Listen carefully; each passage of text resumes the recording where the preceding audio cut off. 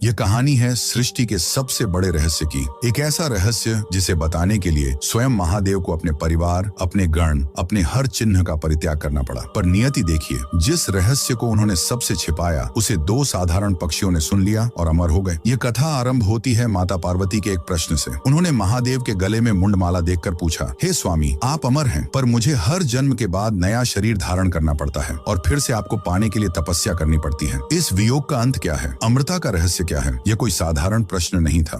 यह शक्ति का शिव से अपने अधूरेपन को लेकर किया गया सबसे मार्मिक संवाद था। इस गूढ़ रहस्य को बताने के लिए महादेव ने एक ऐसे परम एकांत स्थान को चुना जहां कोई तीसरा न हो, अमरनाथ गुफा। पर वहां पहुंचने से पहले उन्होंने हर साक्षी और हर बंधन को त्यागना शुरू कर दिया। पहलगाम में उन्होंने अपने प्राण प्रिय नंदी का परित्याग किया। चंदनवाड़ी में उन्होंने अपनी पहचान चंद्रमा को अपनी जटाओं से मुक्त किया। शेषनाग झील पर उन्होंने अपने वैराग्य के प्रतीक वासुकी नाग को उतार दिया और महागुनस पर्वत पर उन्होंने अपने पुत्र गणेश के मोह को भी छोड़ दिया। जब वे हर बंधन से मुक्त होकर उस गुफा में पहुंचे तो उन्होंने माता पार्वती को वह अमर कथा सुनानी आरंभ की। ये ज्ञान इतना गहरा और ब्रह्मांडीय था कि उसे साधारण चेतना से सुनना असंभव था। कथा सुनते सुनते माता पार्वती का सचेत मन शांत हो गया और वे योग निद्रा में लीन हो गईं। यह कोई साधारण नींद नहीं बल्कि एक गहरी ध्यान समाधि थी। पर महादेव को कथा के हर चरण पर हूं की ध्वनि सुनाई देती रही। उन्हें लगा कि पार्वती ही सुन रही हैं। वास्तव में उस गुफा में कबूतर के 2 अंडे रखे थे। कथा की दिव्य ऊर्जा और मंत्र ध्वनि से वे अंडे समय से पहले ही फूट गए और उनसे एक कबूतर का जोड़ा निकल आया। ये वही पक्षी थे